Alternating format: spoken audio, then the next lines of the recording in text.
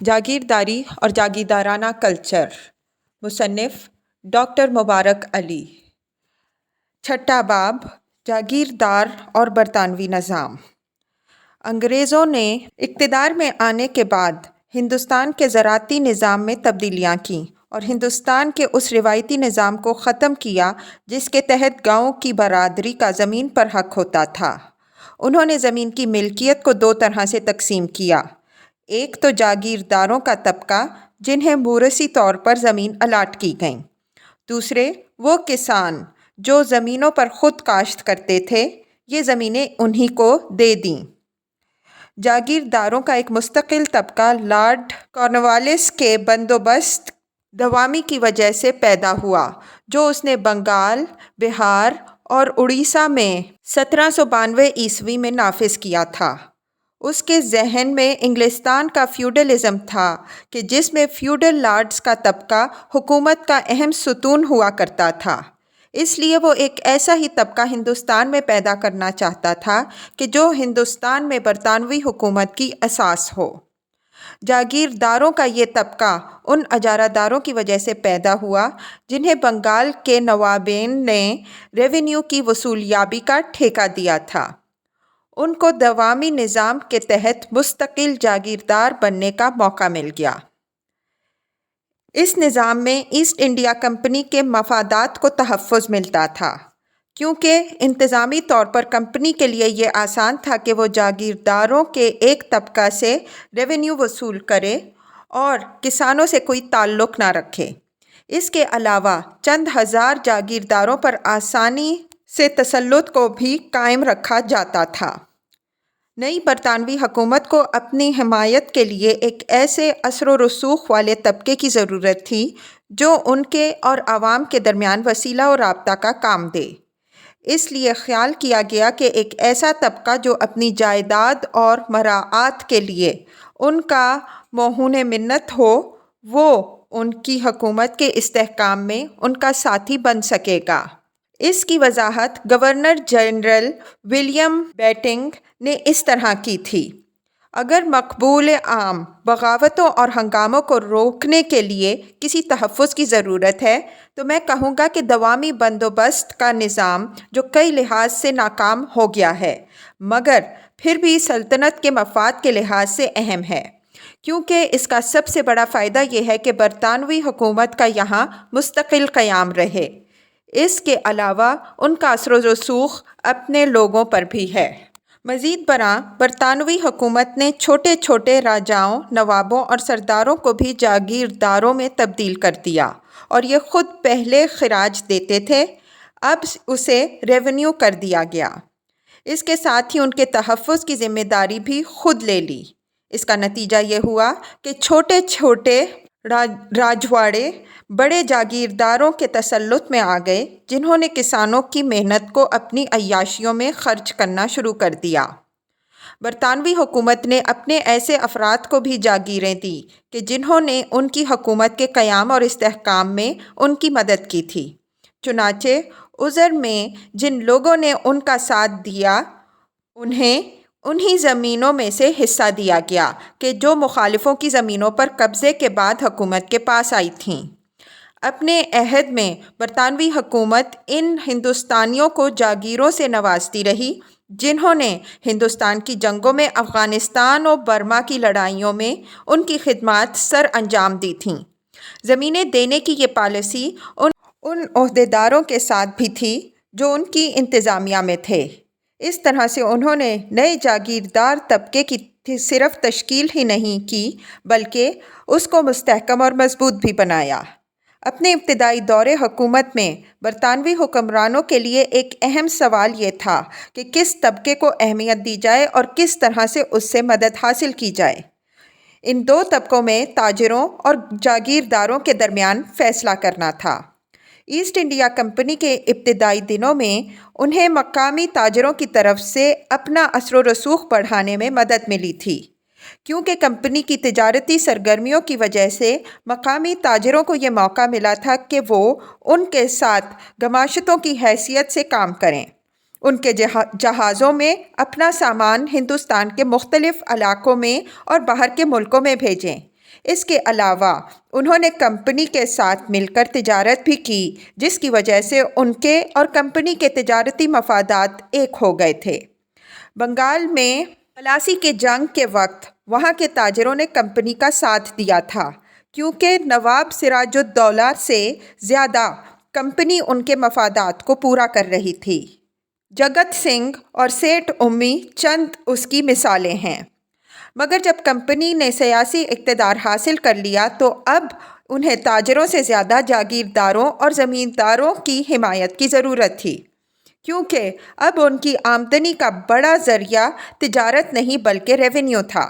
جاگیرداروں اور زمینداروں کی حمایت کی اس لیے بھی ضرورت تھی کہ ان کا اثر دیہاتی آبادی پر تھا اور وہ ان کے ذریعے رعیت کو کنٹرول کر سکتے تھے۔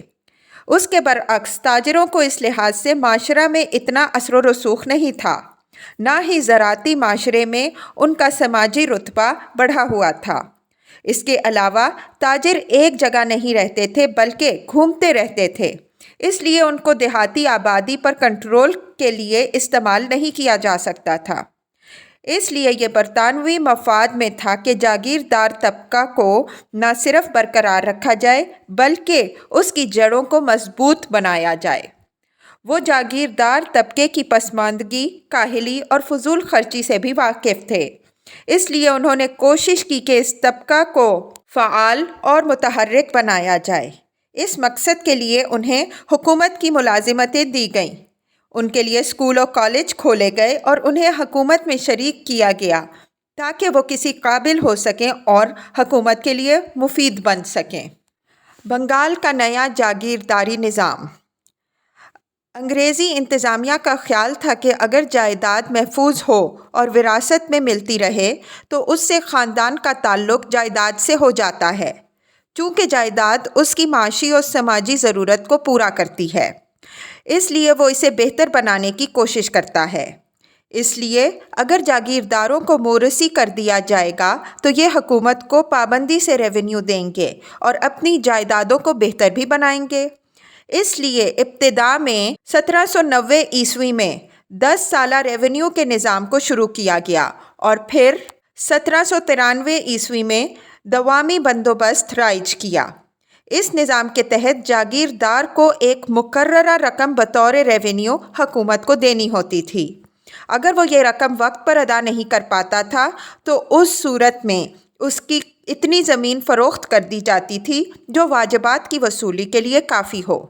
اس نئے نظام میں جاگیردار کو مشکل پیش آنے لگی، کیونکہ اگر سیلاب آتے، فصلیں خراب ہوتیں یا وہ کسی اور فطری آفت کا شکار ہوتے اور کسانوں سے ریونیو وصول نہیں کر پاتے تو حکومت ان کی مشکلات کو نہیں دیکھتی تھی اور اپنی مقررہ شدہ رقم کی وصولیابی چاہتی تھی۔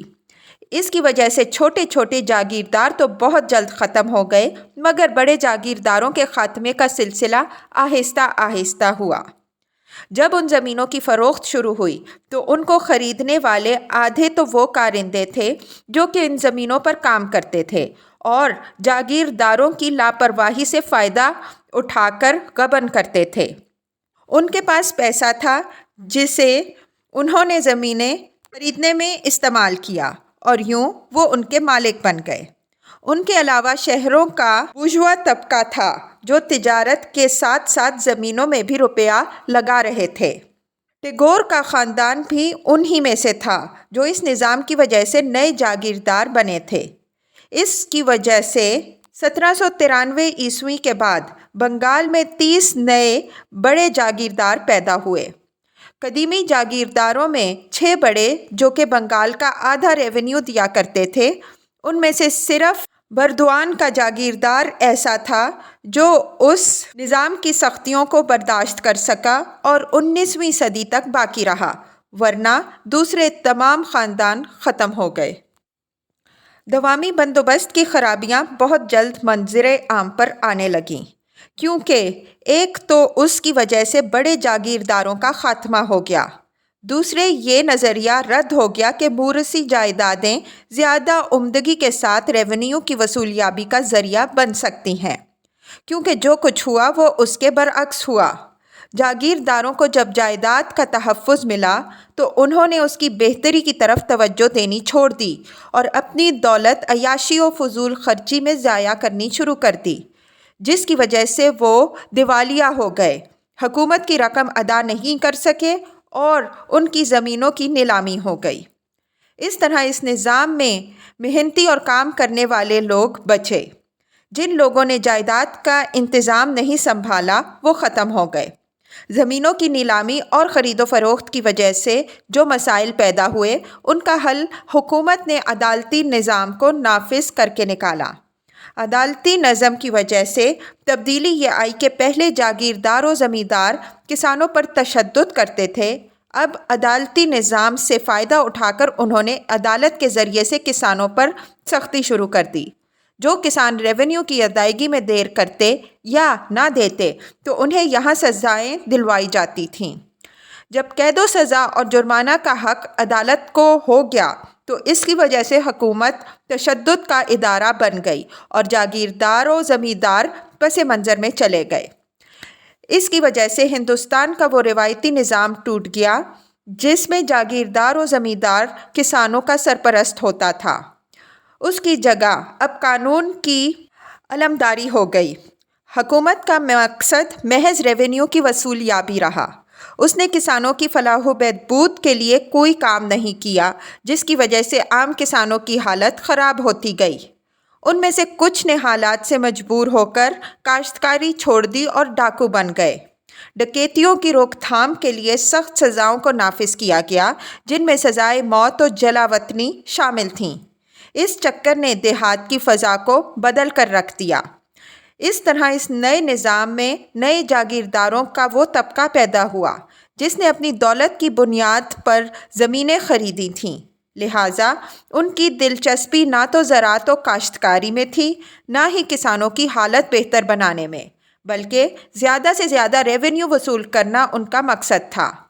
یہ طبقہ برطانوی حکومت کا اس لیے حامی بن گیا کیونکہ اس کی وجہ سے اسے زمینیں خریدنے کا موقع ملا اور انہی کے تحفظ کی وجہ سے اس نے اپنی جاگیر کو مستحکم کیا۔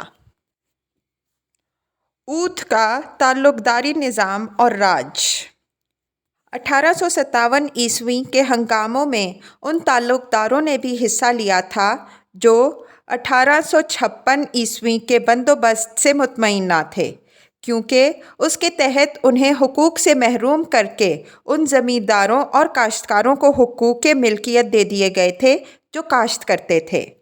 جب 1857 عیسوی کا ہنگامہ ختم ہوا، 15 مارچ 1858 عیسوی کو لارڈ کیننگ نے ایک اعلان جاری کیا کہ جس کے تحت 6 وفادار تعلق داروں کے علاوہ سب کی زمینیں ضبط کر لی گئیں۔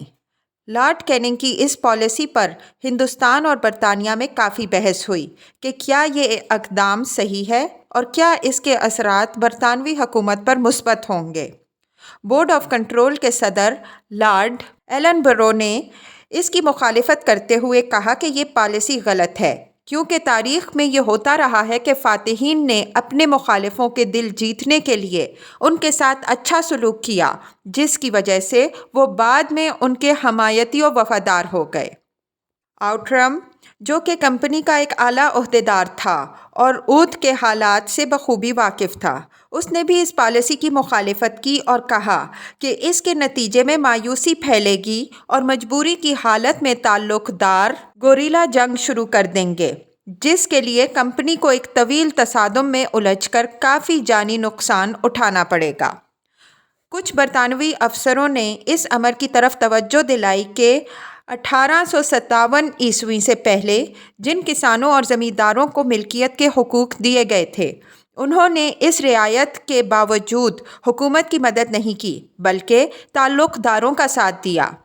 اس سے ان کی احسان فراموشی ظاہر ہوتی ہے اور یہ بھی ظاہر ہوتا ہے کہ تعلق داروں کا اثر و رسوخ بہت بڑا ہے۔ کسان اور کاشتکار اس کے باوجود کہ ان تعلق داروں کے حقوق چھین لیے گئے ہیں، ان کے وفادار رہے۔ اس لیے حکومت کو چاہیے کہ اس طبقہ کی مدد کریں جو اس کے مفادات کا تحفظ کرے، چاہے اس کے نتیجے میں کاشتکاروں کے حقوق ہی کیوں نہ غصب کرنا پڑیں۔ اس سلسلے میں یہ دلیل بھی دی گئی کہ چونکہ کاشتکاری قدیمی جاگیرداری نظام کے عادی ہیں، اس لیے ضروری ہے کہ اس نظام کو مضبوط بنایا جائے۔ لہٰذا اس پالیسی کے تحت حکومت نے پوری توجہ سے ہر تعلق دار کے معاملات کی چھان بین کی اور پھر انہیں دوبارہ سے ان کی زمینیں واپس کیں۔ تعلق داروں کو اس پر ڈر تھا کہ یہ فیصلہ کہیں عارضی نہ ہو اور محض حالات پر قابو پانے کے لیے کیا جا رہا ہو۔ جب حالات ٹھیک ہو جائیں گے تو دوبارہ سے حکومت ان کی زمینیں واپس لے لے گی۔ ان کے ان خدشات کے پیش نظر حکومت نے یہ فیصلہ کیا کہ ان کی جائیدادیں مستقل طور پر انہیں دے دی جائیں۔ اس مقصد کے تحت حکومت نے ہر تعلق دار کو ایک سند دی جس میں اس بات کی ضمانت دی گئی کہ یہ جاگیریں انہیں اور ان کے وارثوں کو مستقل طور پر دے دی گئی ہیں۔ اس پر جو ریونیو عائد ہوگا وہ اسے سال بسال ادا کریں گے۔ سند کے ساتھ ان کے لیے جو شرائط رکھی گئیں وہ حسب ذیل ہیں۔ نمبر 1، تمام ہتھیار حکومت کے حوالے کر دیے جائیں۔ نمبر 2، قلعوں اور گڑھیوں کو مسمار کر دیا جائے۔ نمبر 3، حکومت کی خدمت کے لیے تیار رہا جائے۔ نمبر 4، برطانوی حکومت سے وفادار رہا جائے۔ اگر کوئی ان شرائط کی خلاف ورزی کرے گا تو اس کی جاگیر کو ضبط کر لیا جائے گا۔ وراثت کے قانون کے مطابق جائیداد وارث کو ملے گی۔ ملکیت رکھنے والے کو یہ حق نہ ہوگا کہ وہ اسے فروخت، رہن اور عطیہ میں پوری یا اس کا کچھ حصہ کسی اور کو دے دے۔ 26 اکتوبر کو لارڈ ڈیسنگ نے لکھنؤ میں دربار کیا اور اس میں ان تعلق داروں سے خصوصیت کے ساتھ ملاقات کی کہ جنہوں نے 1857 عیسوی میں انگریزوں کی مدد کی تھی۔ اس دربار میں اودھ کے تمام تعلق دار آئے اور سب نے ایک ایک کر کے وفاداری کا عہد لیا اور نظر پیش کی۔ اس کے بدلے میں حکومت نے انہیں خلعت دی اور خطابات سے نوازا۔ انہیں یقین دلایا گیا کہ جو تعلق دار وفادار رہے گا حکومت اس کی مراعات کو باقی رکھے گی۔ ساتھ ہی میں تعلق داروں سے یہ کہا گیا کہ وہ کاشتکاروں کے ساتھ اچھا سلوک کریں اور ان کے قدیمی حقوق کا خیال رکھیں۔ اس موقع پر لارڈ کیننگ نے جو تقریر کی اس میں تعلق داروں کو تحفظ کا پورا یقین دلایا۔ آپ لوگوں نے سند میں ان شرائط کو دیکھ لیا ہوگا جس کے تحت اودھ کے قدیمی تعلق داری نظام کا احیاء کیا گیا ہے اور اسے مستقل حیثیت دے دی گئی ہے۔ میں یقین دلاتا ہوں کہ جب تک آپ لوگ وفادار اور رعیت کے ساتھ انصاف پسند حاکم رہیں گے، حکومت آپ کے حقوق اور مراعات کو باقی رکھے گی۔ آپ نے اس سند میں یہ بھی دیکھ لیا ہوگا کہ وارثوں کو بھی یہی حقوق ہمیشہ کے لیے دیے گئے ہیں۔ اپنی اس پالیسی کے تحت حکومت نے ایک تو تعلق داروں سے ہتھیار لے کر ان کی طاقت کو ختم کر دیا، دوسرے ان کے قلعے اور گڑھیاں مسمار کر کے رعیت کے سامنے ان کی قوت کی علامت کو توڑ دیا۔ اس عمل سے حکومت نے واضح طور پر اپنی بالادستی کو اس طرح سے قائم کیا کہ اس کا اظہار اب لوگوں پر ہو گیا۔ حکومت نے تعلق داروں کو دوبارہ سے حقوق تو دیے مگر اس طرح سے کہ وہ حکومت کے تسلط میں رہیں۔ سب سے بڑھ کر یہ کہ جاگیر کی ضبطی کا حق حکومت کے پاس رہا۔ اس نے تعلق داروں کو اس طرح سے جکڑا کہ ان کے لیے حکومت سے وفاداری کے علاوہ اور کوئی دوسرا راستہ باقی نہ رہ گیا۔ برطانوی حکومت نے اس پالیسی کو اختیار کرتے ہوئے تاریخ سے بھی سیکھا کہ ان کے اقتدار کے لیے ایک چھوٹا اور مضبوط طبقہ زیادہ ضروری ہے۔ اس لیے کسانوں اور کاشتکاروں کے بجائے وفادار تعلق داروں پر بھی بھروسہ کیا جائے۔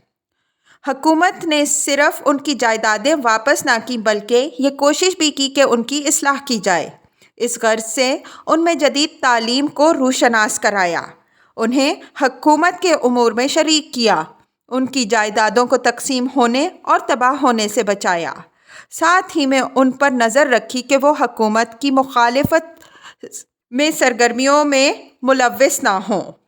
اس کا نتیجہ یہ ہوا کہ 1858 عیسوی کے بعد سے اودھ میں تعلق داروں کا جو نیا طبقہ ابھرا وہ پوری طرح حکومت کا وفادار رہا۔ سندھ میں جاگیرداری کا استحکام۔ 1843 عیسوی میں برطانیہ نے سندھ پر قبضہ کیا۔ جب یہاں پر انتظامی معاملات کو طے کرنے کا وقت آیا تو چارلز نیپر نے یہ اعلان کیا کہ سندھ کے جاگیرداروں کو ان کی جائیدادیں لوٹا دی جائیں گی۔ اس مقصد کے لیے ان جاگیرداروں سے کہا گیا کہ وہ 24 مئی 1844 عیسوی کو گورنر کے سامنے سلام کے لیے حاضر ہوں۔ جو جاگیردار آئیں گے انہیں پروانہ سلام دیا جائے گا اور وہ دوامی جاگیر کے حقدار ہو جائیں گے۔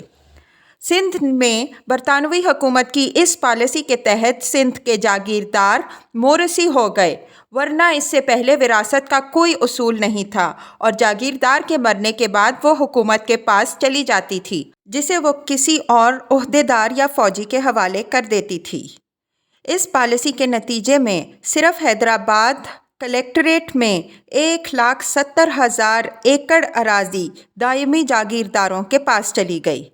برطانوی حکومت کا خیال تھا کہ جاگیر کو مورثی بنانے کے نتیجے میں جاگیردار طبقہ حکومت کا وفادار ہو جائے گا، کیونکہ اب انہیں جاگیر کی طرف سے عدم تحفظ کا احساس نہیں رہے گا اور وہ ان کا خاندان شورش کے بجائے شرافت کو اپنا طریقہ زندگی بنا لیں گے۔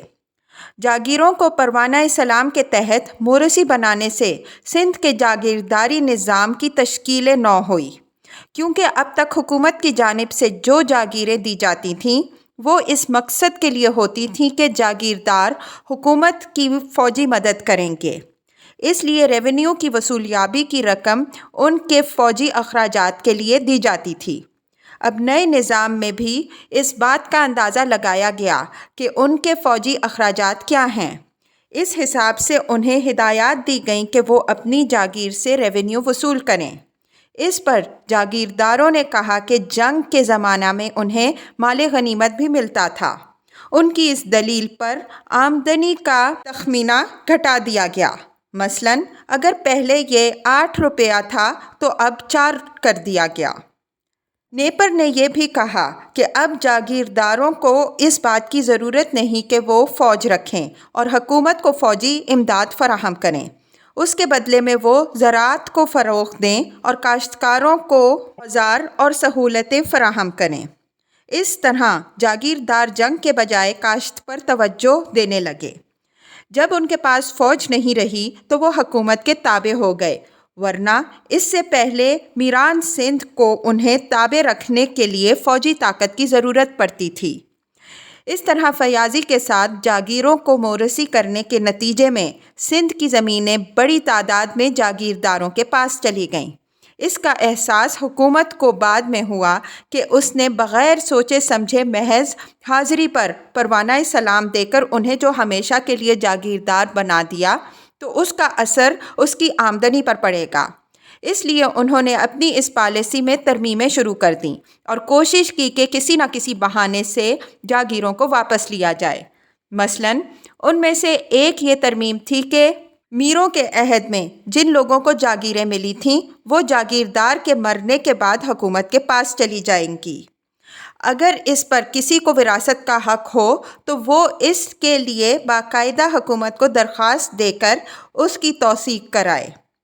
اس اسکیم کے تحت جاگیردار حکومت کی مرضی کا تابع ہو گیا۔ اس طرح جو جاگیردار پروانہ سلام حاصل نہیں کر پاتا تھا اس کی جاگیر بھی ضبط ہو جاتی تھی۔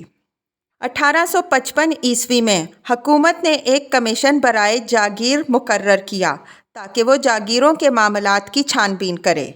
اس تحقیق کے نتیجے میں جو بات واضح ہو کر سامنے آئی وہ یہ تھی کہ ٹالپروں نے اپنے دور حکومت میں بہت سے لوگوں کو اس لیے جاگیردار بنا دیا تھا تاکہ ان کی حمایت حاصل کی جا سکے۔ اس وجہ سے بہت کم درجے کے لوگ بھی جاگیردار ہو گئے تھے۔ چونکہ حکومت کو ایسے لوگوں کی ضرورت تھی کہ جو بااثر ہوں، اس لیے کم درجہ جاگیرداروں کے بارے میں یہ فیصلہ ہوا کہ دوسری نسل کے بعد حکومت ان کی جاگیریں واپس لے لے گی۔ اس کے برعکس حکومت نے ان جاگیرداروں کو تسلیم کر لیا جو ٹالپر دور سے قبل یعنی 1783 عیسوی سے پہلے جاگیردار تھے۔ حکومت کے اس اقدام سے یہ جاگیردار طبقہ اس کا حامی ہو گیا۔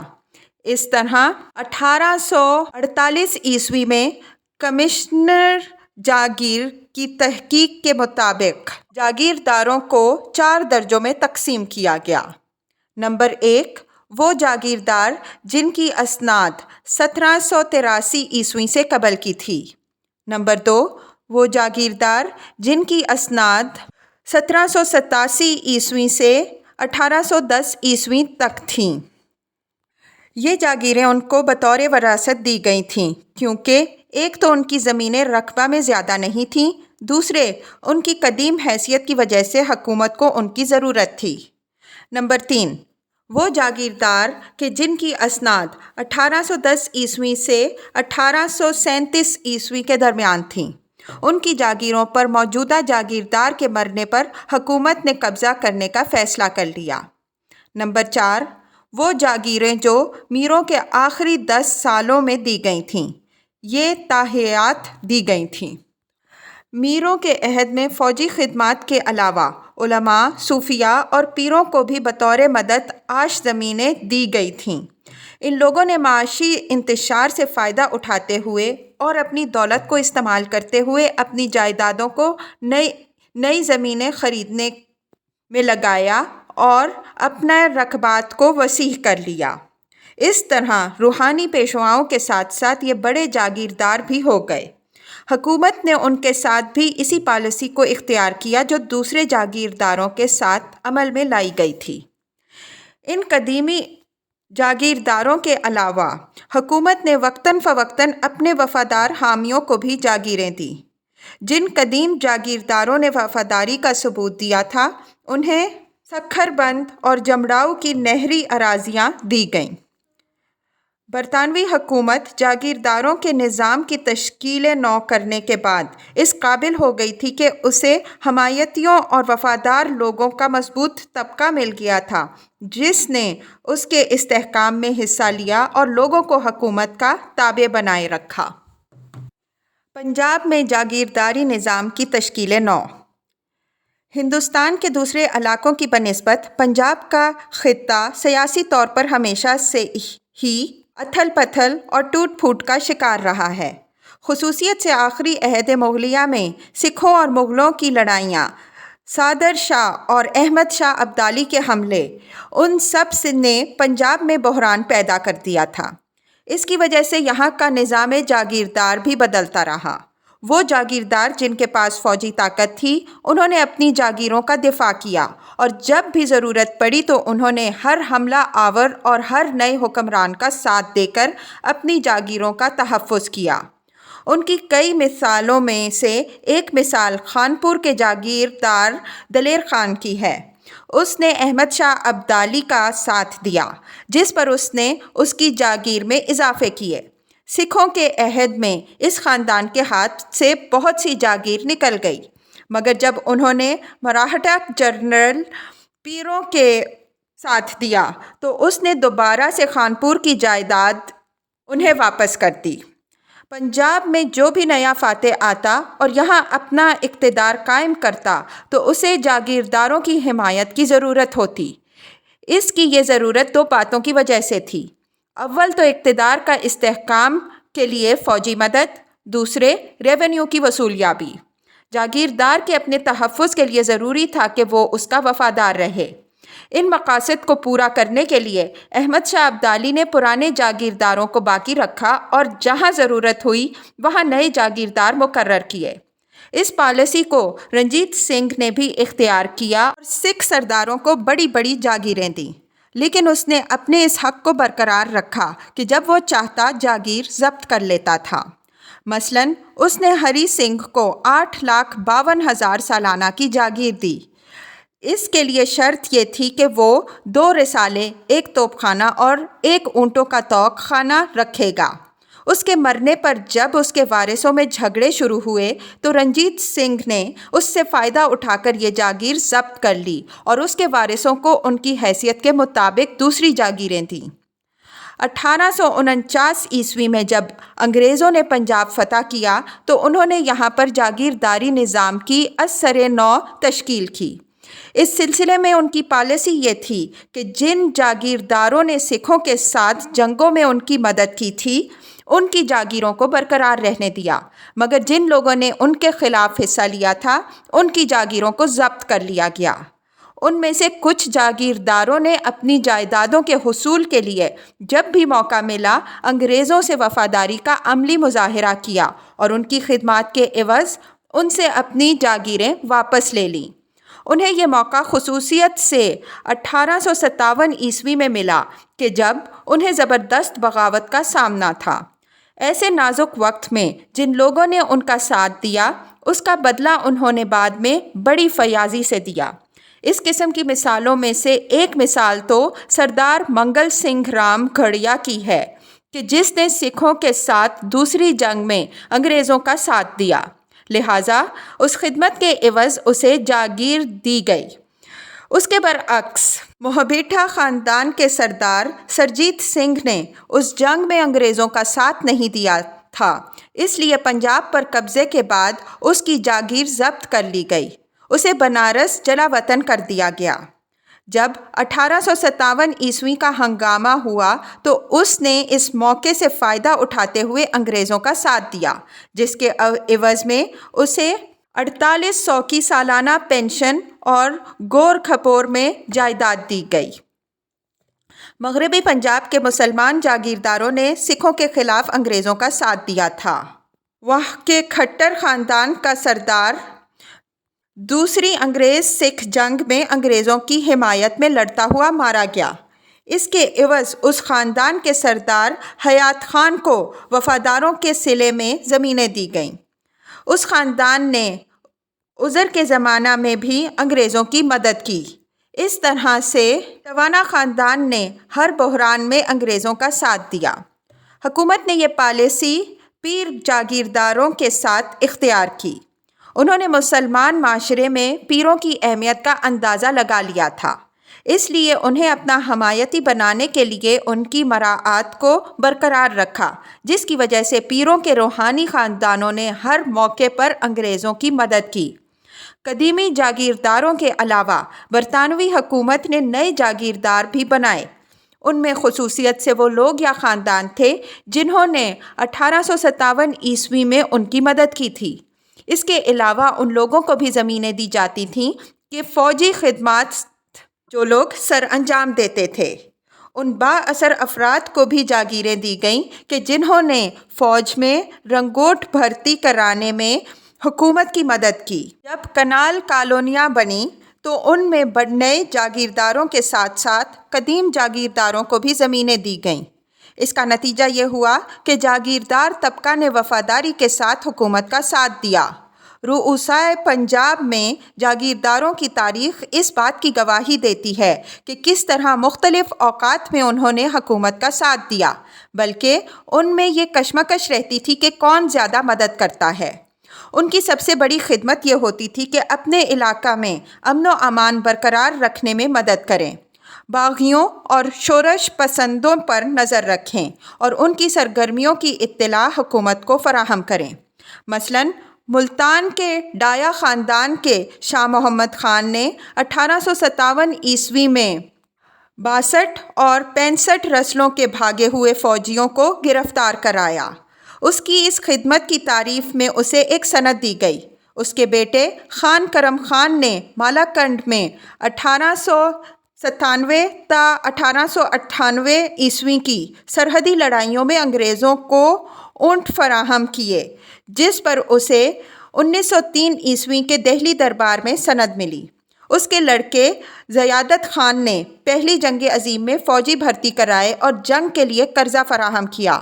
اسی خاندان نے 1915 اور 1919 عیسوی کی شورشوں میں انگریزوں کی مدد کی اور ریلوے لائنوں اور تار کے کھمبوں کی حفاظت کی۔ اس طرح کی ایک مثال سرفراز احمد خان کی ہے، جس نے احمد خان کھرل کے بارے میں کیپٹن انفیسٹن کو اطلاع دی۔ اس خدمت کے عوض اسے خان بہادر کا خطاب اور 500 روپیہ کا نقد انعام ملا اور 525 کی پینشن اور جاگیر ملی۔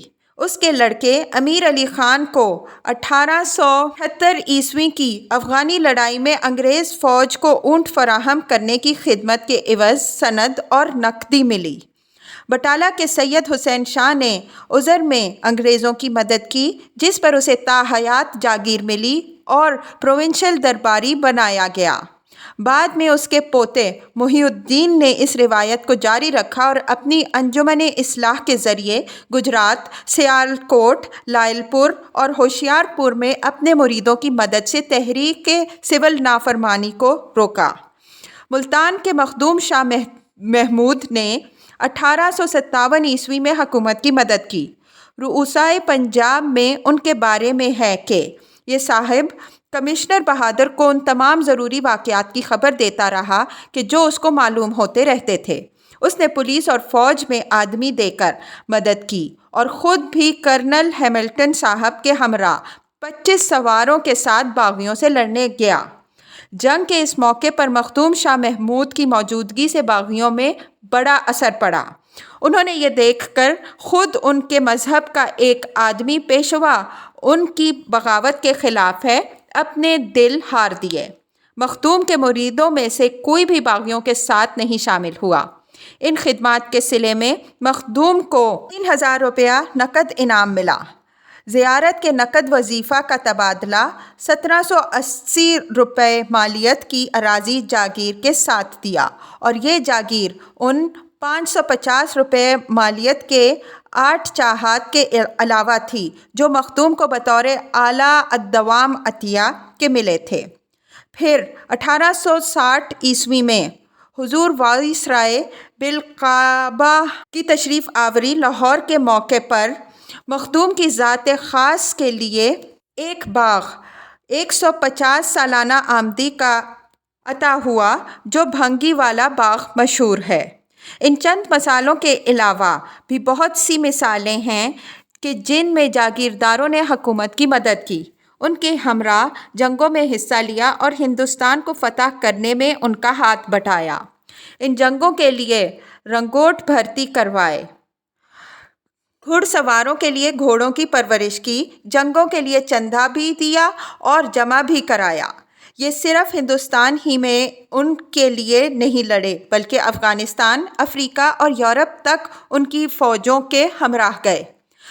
انگریزوں کی حکومت نے اس طبقے کا تحفظ اس لیے کیا کیونکہ وہ ان کے ذریعے صوبے میں امن و امان برقرار رکھنا چاہتے تھے۔ چونکہ ان جاگیرداروں کے اختیارات بڑے وسیع تھے، اس لیے یہ ممکن ہوا کہ انہوں نے رعایا کو اطاعت گزار رکھا۔